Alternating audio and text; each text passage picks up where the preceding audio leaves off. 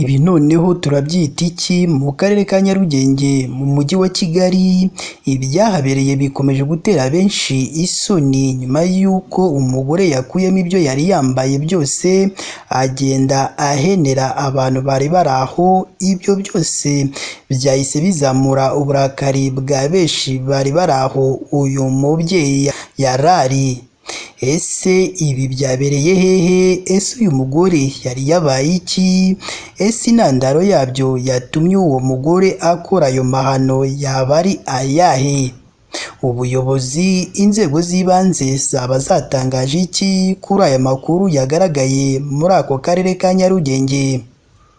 Ibyo byose rero n'ibindi tutababwiye nibyo tuje kubaramburira mu makuru yacu y'uyu munsi.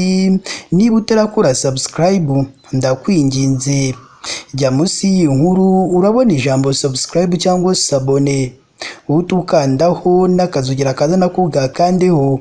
Icyo gihe uzaba ushimangiye yuko ugiye kujya uba uwa mbere mu kubona amakuru meza ya KN Radio tugenda tubagezaho umunsi ku wundi.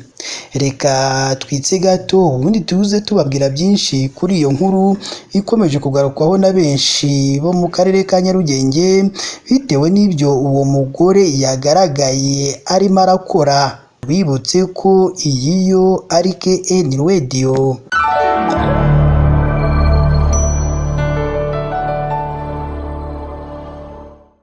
Reka nongere mbaye ikaze bakunzi ba KN Radio, aho tubagezaho amakuru aba arimo aragenda avugirwa mu gihugu cy'u Rwanda ndetse no hanze y'u Rwanda. Ni mu karere ka Nyarugenge ibyahabereye noneho bikomeje kuzamura amarangamutima ya benshi, ndetse benshi babuze icyo bavuga, babuze ayo bacira n'ayo bamira bitewe n'ibyo umugore yagaragaye arimo arakorera umuhisi n'umugenzi. Ibi byabaye ku gicamunsi cyo ku manywa yo kuri uyu wa kane tariki ya 29 Kanama 2024 nibwo umugore utuye mu mudugudu w'Uruhimbi akagari ka Amahoro mu murenge wa Muhima akarere ka Nyarugenge yatunguranye ubwo yaheneraga abantu abagaragariza ubwambure bwe.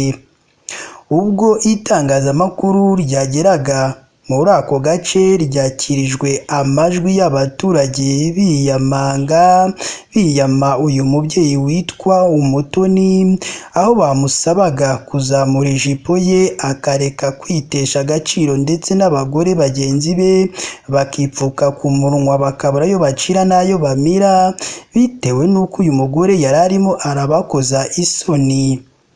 Hari uwatangarije itangazamakuru agira ati, uyu mudamu araducumuza cyane, utinye umuntu udatinya no guhenera abantu bari ku meza barimo barafata amafunguro.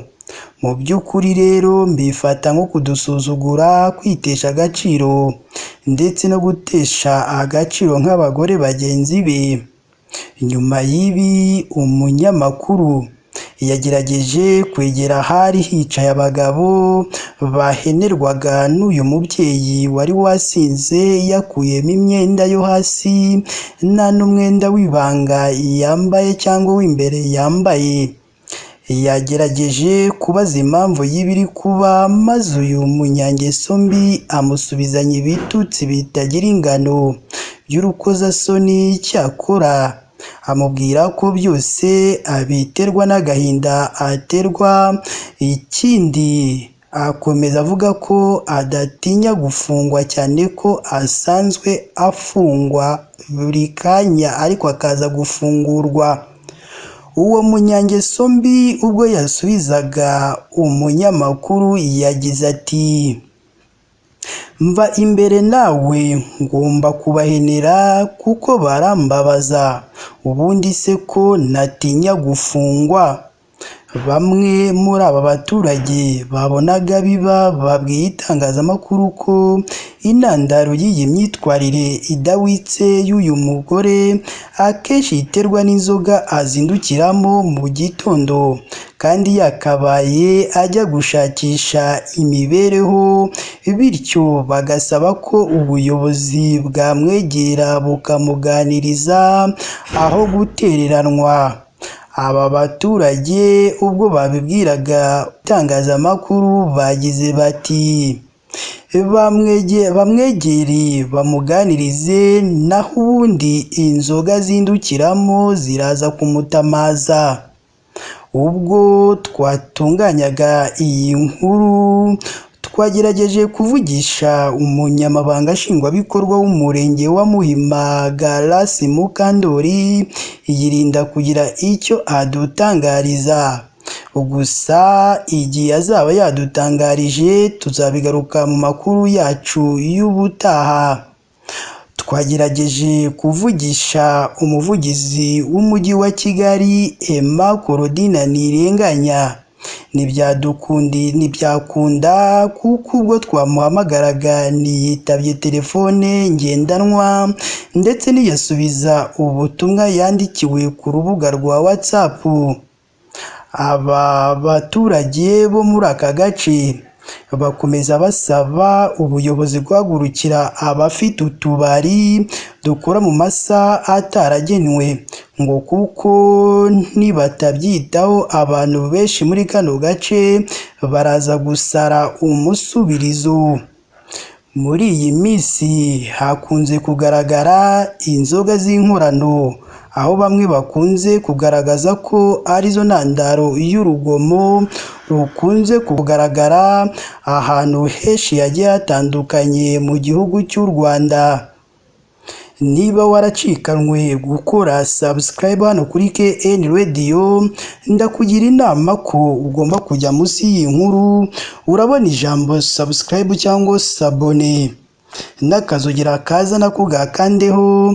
Icyo gihe uzaba ushimangiye yuko ugiye kujya uba uwa mbere mu kubona amakuru meza ya KN Radio tugenda tubagezaho umunsi ku wundi. Si ibyo gusa kandi ugomba no kujya ahatangirwa ibitekerezo ukaduha igitekerezo, haba ari icyubaka haba ari n'ikitugira inama y'ibyo tugomba gukosoramo mu makuru yacu tugenda tubagezaho umunsi ku wundi, kugira ngo ubutaha noneho tuzabagezeho amakuru meza, nk'uko nta kindi kiba cyatuzanye hano ari ukubaha amakuru meza kandi yizewe. Mukomeze mugire umunsi mwiza. Iyi yo ni KN Radio, ishakira urukumbi ry'amakuru yizewe mu Rwanda.